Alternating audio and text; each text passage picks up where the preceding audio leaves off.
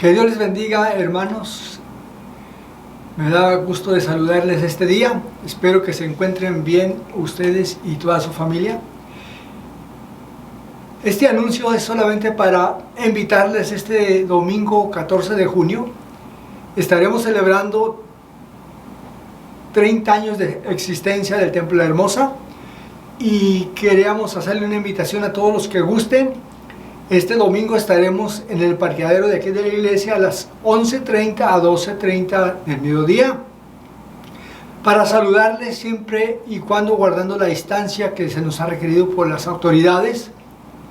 Sería un placer y un gusto de nosotros como pastores mirarles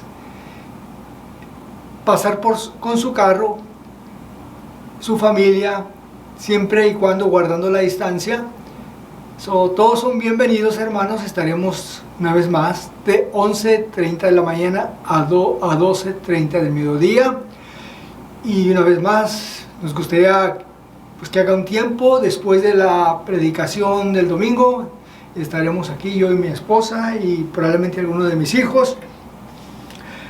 Y también quiero felicitar a todos los estudiantes que lograron ese sueño, que sigan esforzándose siempre y cuando poniendo a Dios en primer lugar. Padres, felicidades, porque yo sé que ustedes tienen mucha parte en el éxito de sus hijos, animándolos, ayudándolos, exhortándolos en esos momentos de desánimo. Ustedes como padres tienen bastante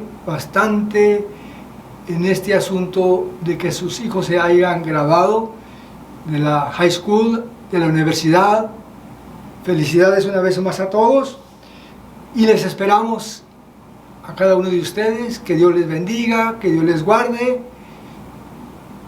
y adelante, hermanos. Nos estaremos viendo primeramente Dios, el primer servicio que vamos a tener en nuestra iglesia, abriendo las puertas por primera vez después de toda la epidemia y todo lo que hemos pasado. Este 28 de junio estaremos trayendo nuestro primer mensaje aquí en el templo, 9:30 de la mañana. Dios les bendiga y Dios les guarde y un abrazo para todos. Dios les bendiga, hermanos. Mi nombre es Aleni. Tengo un mensaje importante de nuestro pastor y de la mesa directiva. Estamos emocionados que las puertas de nuestra iglesia estarán abiertas el domingo 28 de junio. Estaremos teniendo 2 servicios. El primero será a las 9:30 de la mañana y el segundo a las 11. No habrá escuela dominical por el momento ni tampoco programas para niños. Tendremos un método de registro por internet, pero les estaremos dando más información próximamente. El Templo Hermosa ha decidido seguir las recomendaciones de CDC para reducir el COVID-19. Al entrar al templo se estará revisando la temperatura y se les dará desinfectante de manos. Se les pide de favor que mantengan el distanciamiento social. Eso incluye no saludarse de mano ni de abrazo. Y el uso de máscara para mantener la salud de cada miembro de su iglesia. El CDC también recomienda que cualquier persona con condiciones médicas o mayor de 65 años se queden en casa y continúen viendo los servicios por YouTube. Y por último, al final del servicio les pedimos que por favor se dirijan a sus hogares, ya que el segundo grupo estará llegando y tenemos que practicar el distanciamiento social. Muchas gracias por su tiempo y Dios los bendiga. Buenas tardes, hermanos, Dios los bendiga. Es un gusto volverlos a saludar por este medio. Espero que todos se encuentren bien. En esta tarde vamos a estar dando un pequeño estudio, reflexión, como usted quiera mirarlo. Vamos a hablar un poquito de la situación que está pasando. Como muchos se han dado cuenta, ¿verdad? La situación que está pasando hoy en día, a los tiempos que estamos viviendo, cada vez más se están poniendo más difíciles, ¿verdad? Hay mucha incertidumbre en las personas en cuanto a lo que está pasando y cuándo va a parar todo esto, ¿verdad? Empezamos con un virus y ahora está todo esto que estamos viendo a raíz de lo que pasó el 25 de mayo de este hombre que fue arrestado y le quitaron la vida, ¿verdad? De una forma muy violenta. sin compasión ni misericordia, ¿verdad? Y bueno, la gente se levantó, quiso levantar su voz y decir, queremos justicia. Ahora, este tema que vamos a estar compartiendo en esta tarde es un tema un poco difícil porque cada quien tiene su propia opinión de lo que es bueno, de lo que se debe hacer y de lo que como iglesia tal vez deberíamos estar haciendo, o como cristianos, mejor dicho. Para otros el tema es un poco incómodo o es motivo para presentar sus propios argumentos, pero como cristianos debemos tener nuestras bases bien firmes y saber que lo que aquí importa es lo que la palabra de Dios nos enseña. Entonces en esta tarde me gustaría empezar con una oración, pidiéndole a Dios que nos dirija y que lo que voy a traer en esta tarde sea de bendición y de edificación a nuestras vidas. Amén. Padre, en esta tarde venimos delante de ti. Te damos gracias, Señor, por el privilegio que nos das, Señor, de recibir tu palabra, de poder tener un medio por el cual podemos edificarnos, Señor. En esta tarde ponemos delante de ti todo lo que se va a llevar, que sea tu Espíritu Santo guiándonos y que todos los hermanos que están mirando estos videos, Señor, sean edificados y que tu palabra haga el fin que esperas. En el nombre de Cristo Jesús. Amén. Si algo debemos tener claro, ¿verdad? Es que a pesar de la situación, a pesar de que no nos estamos reuniendo, la iglesia o el cuerpo de Cristo no está de vacaciones. El pretender que no está pasando nada no es una señal de que los cristianos tenemos fe y no estamos envueltos en las cosas que está pasando en el mundo. El pretender que nada está pasando mientras todo pasa se llama indiferencia y es señal de que la iglesia o está durmiendo o ha perdido su primer amor. Entonces es importante analizar nuestro corazón, orar a Dios sinceramente y decirle que Él escudriñe nuestro corazón, que Él avive una vez más el fuego en nosotros, para que le sirvamos de un corazón sincero, que sea el resultado genuino de un corazón que ama a Dios y no solamente hagamos las cosas por un compromiso que tenemos con Dios. Los tiempos son malos. En Juan 9:4 Jesús hablando, Él decía, me es necesario hacer las obras del que me envió en tanto que el día dura. La noche viene cuando nadie puede trabajar. Con todo lo que está pasando, me atrevo a decir que la noche está cerca. Y hoy más que nunca la iglesia debe levantarse y trabajar en el reino de Dios. Vamos a entrar en el tema que le puse por título, el cristiano y la justicia social. La justicia social es un término que se usa para describir el establecimiento de un sistema en donde las personas puedan tener los mismos derechos o accesos políticos, sociales, económicos y civiles. Esta idea está basada en que todos los seres humanos merecen ser tratados de una forma igualitaria por el simple hecho de que la vida del ser humano, sin importar su color de piel o nacionalidad, es valiosa y debe de ser cuidada su dignidad. Por el otro lado, la justicia social en cuanto a la economía establece que los recursos económicos de un país o una nación deberían ser distribuidos de una forma en que todos los ciudadanos se beneficien de estas riquezas y no solamente unas personas. Esto es lo que la gente está demandando, justicia social, igualdad para todos. El problema con esto es que la justicia social que el sistema político nos está presentando es una utopía o una idea irreal que pretende alcanzar o pretende que un gobierno formado de hombres caídos nos puede dar una vida justa y igual, algo que solamente Dios nos puede dar. El gobierno terrenal está formado por hombres y sería muy iluso creer que un hombre nos puede dar algo que solamente está en Dios. Dentro de este sistema social surgen términos como el racismo, un término construido socialmente o políticamente para referirse a un grupo de personas que están siendo oprimidas o puestas en desventaja, ya sea por su color de piel o su nacionalidad. Y esto es lo que se ve reflejado, ¿verdad?, en la forma en que el sistema está diseñado. Usualmente un grupo de personas obtiene los beneficios y tiene ciertos privilegios que lo ponen en ventaja, mientras que otros son controlados y son marginados y esto los pone en desventaja. Pero todo esto es parte de un sistema terrenal. Y quiero dejar esto bien claro. Explicar esto porque en la justicia social, de acuerdo al sistema político, porque debemos de tener bien claro lo que es la justicia social de acuerdo al sistema terrenal y lo que es la justicia de acuerdo a Dios. El racismo no es bíblico. Yo espero que usted tenga bien claro eso.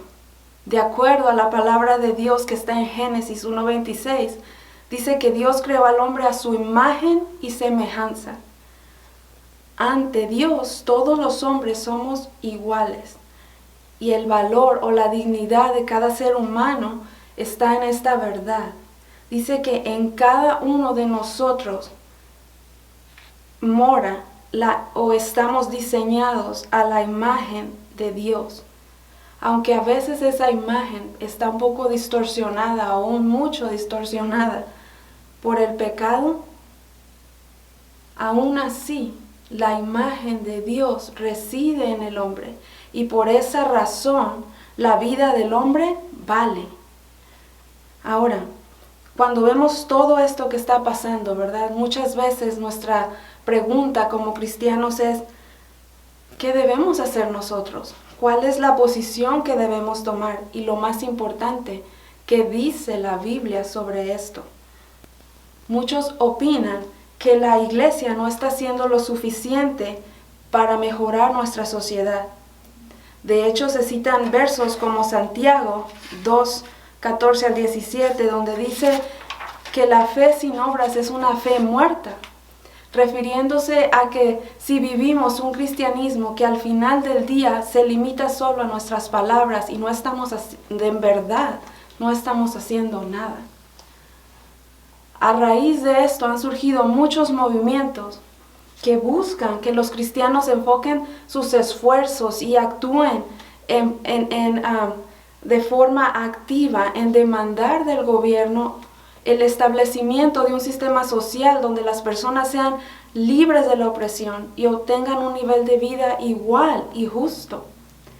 Estas ideas muchas veces se apoyan en que cuando Cristo estuvo aquí en la tierra, Él se preocupaba por los necesitados. Sin embargo, esta ideología lleva a los cristianos a dejar de lado la verdadera esencia de lo que es el Evangelio. En otras palabras, lo que estos movimientos nos están diciendo es, deja la cruz a un lado y toma la pancarta y sal a las calles y demanda justicia. Es triste ver que cristianos ya no creen que Cristo es lo que el mundo necesita para que haya un cambio.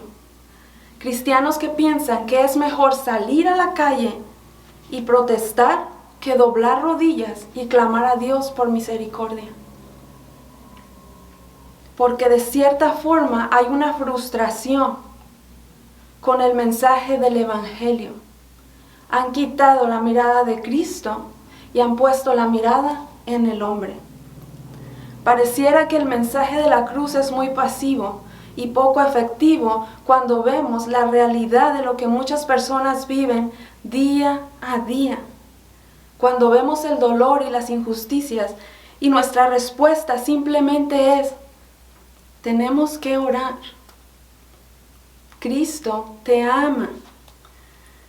Pareciera que como cristianos estamos siendo ingenuos y no entendemos la magnitud del problema. No entendemos o no tenemos la capacidad de comprender la situación que estas personas están pasando. Mucha gente se ha encontrado en esta situación y ha sentido frustración con el mensaje de la cruz. E incluso se han decepcionado del cristianismo porque los ideales de Cristo no son los ideales que ellos esperaban. El pueblo judío se encontró con esta realidad. Cuando Cristo estaba en la tierra, ellos lo seguían porque pensaban que Él era el líder que los iba a liberar de la opresión del gobierno romano.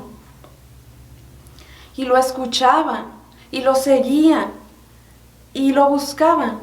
Pero cuando fueron enfrentados con la realidad de lo que Cristo ofrecía, no era liberarlos de un sistema político o social, sino más bien liberarlos de su condición espiritual, de lo que había en su corazón, dijeron: espérate, tu mensaje no me sirve para lo que según ellos necesitaban. Nosotros no ocupamos un Salvador, nosotros ocupamos un Rey. Mi pecado no me molesta tanto como la opresión, porque no entendían realmente en el problema en que están metidos. Jesús dice: mi reino no es de este mundo.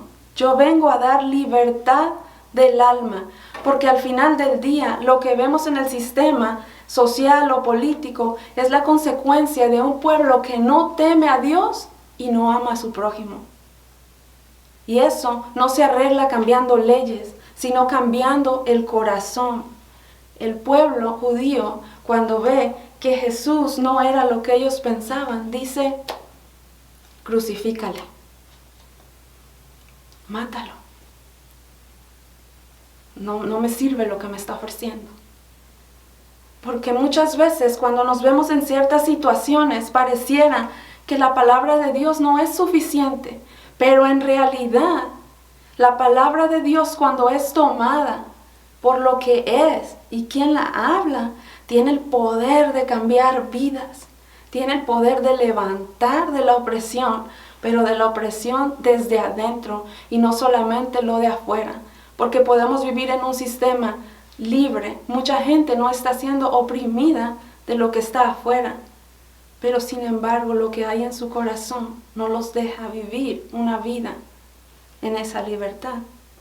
En Romanos 3:23 dice: por lo que todos pecaron, están destituidos de la gloria de Dios.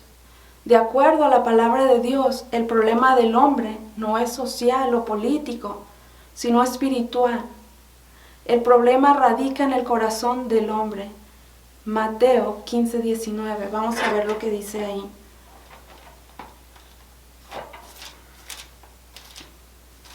Mateo 15:19 dice: porque del corazón salen los malos pensamientos, los homicidios, los adulterios, las fornicaciones, los hurtos, los falsos testimonios, las blasfemias. Es en el corazón donde tenemos la maldad. Es en el corazón donde Cristo quiere obrar para cambiarnos. Como consecuencia a esto, el hombre está limitado a hacer el bien. Romanos 3:10 al 12 nos dice: no hay justo ni aún uno, no hay quien entienda, no hay quien busque a Dios. Todos se desviaron, a una se hicieron inútiles. No hay quien haga lo bueno, no hay ni siquiera uno. La diferencia de la justicia que buscan los hombres a la justicia que Dios nos ofrece es esta. Juan 3:16. Porque de tal manera amó Dios al mundo, que ha dado a su Hijo unigénito, para que todo aquel que en él cree no se pierda, mas tenga vida eterna.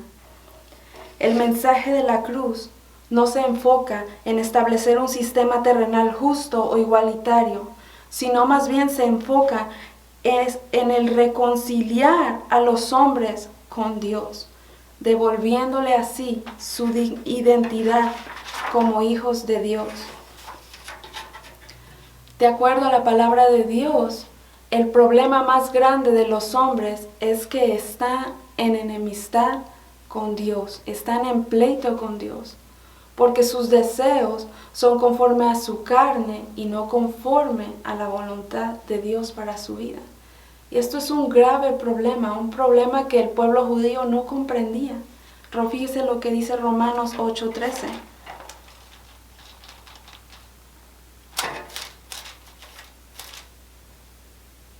Dice, porque si vivís conforme a la carne, moriréis, mas si por el Espíritu hacéis morir las obras de la carne, viviréis. Lo que Cristo estaba ofreciendo era algo más grande que aún lo que ellos creían que necesitaban. Por eso cuando Cristo empieza su ministerio en Mateo, vemos en el capítulo 4:17, que su primer mensaje, se puede decir, fue arrepentíos, porque el reino de Dios se ha acercado.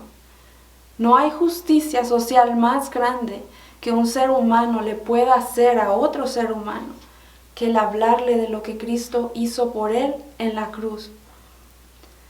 Cuando un cristiano le dice a una persona, no me importa lo que tú has hecho, no me importa de dónde tú vienes, no me importa lo que el sistema te ha dicho quién tú eres, tú no tienes por qué seguir viviendo así.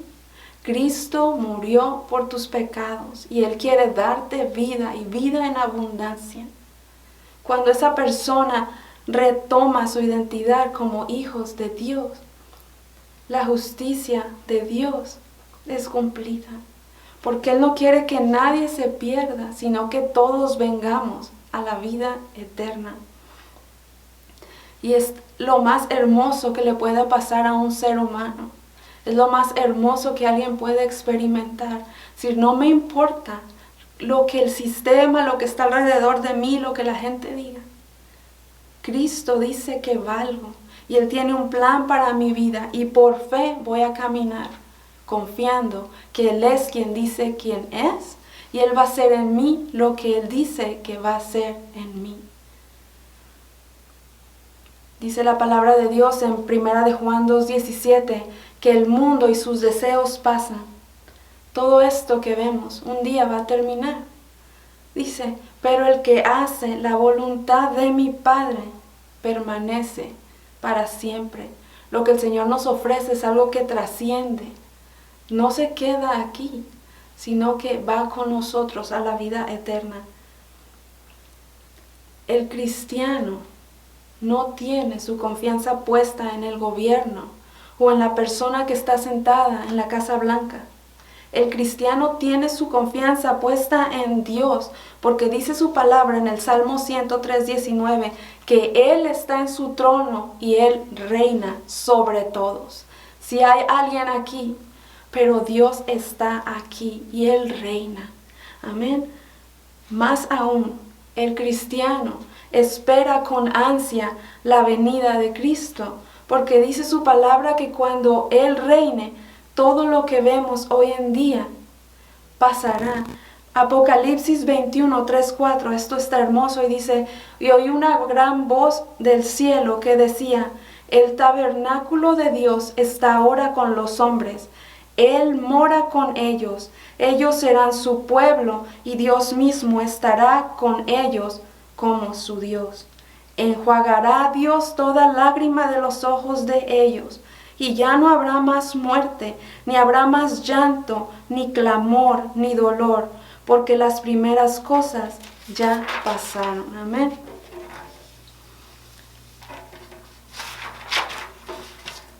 Aún así, para creer lo que la palabra de Dios necesitamos fe, Por eso es que en el libro de Habacuc el profeta dice, mas el justo por la fe vivirá.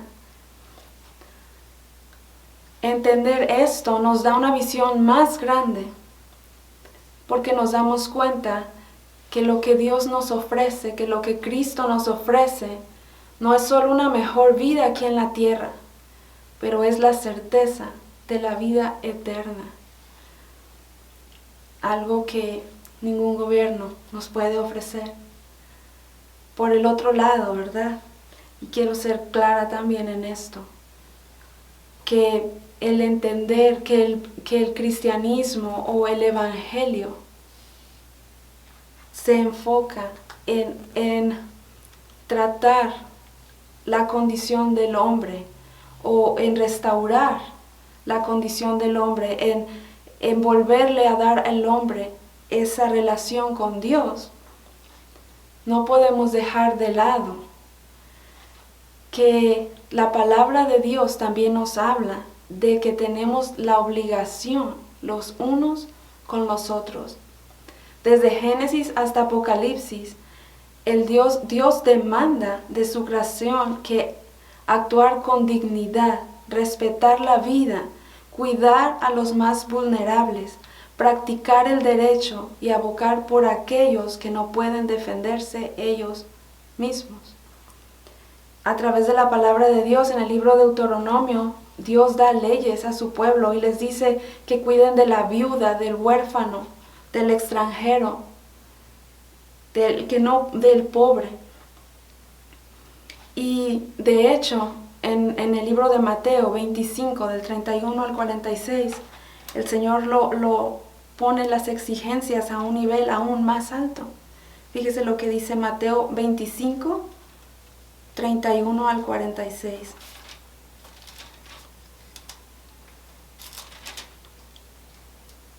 Y dice aquí,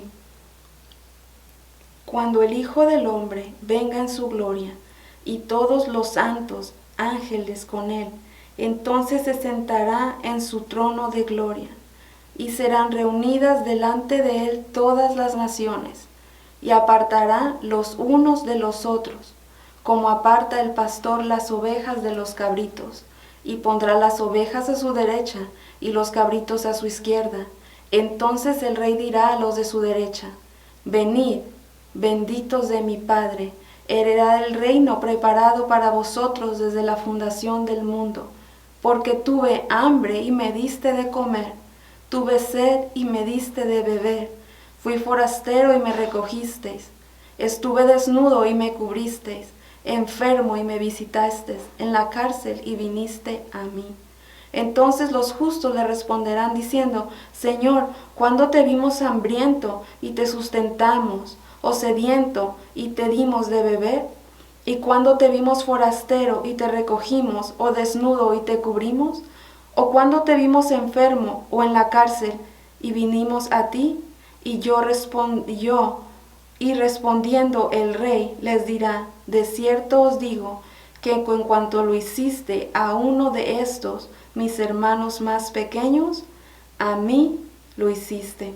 Entonces dirá también a los de la izquierda, apartaos de mí, malditos, al fuego eterno preparado para el diablo y sus ángeles, porque tuve hambre y no me diste de comer, tuve sed y no me diste de beber, fui forastero y no me recogiste, estuve desnudo y no me cubriste, enfermo y en la cárcel y no me visitaste. Entonces también ellos le responderán diciendo, Señor, ¿cuándo te vimos hambriento, sediento, forastero, desnudo o en la cárcel y no te servimos? Entonces les responderá diciendo, de cierto os digo, que en cuanto no lo hiciste a uno de estos más pequeños, tampoco a mí lo hiciste. Y irán estos al castigo eterno y los justos a la vida eterna. Es duro, pero en la palabra de Dios, en el libro de Isaías, capítulo 1, el Señor le dice, le reclama al pueblo y a los líderes religiosos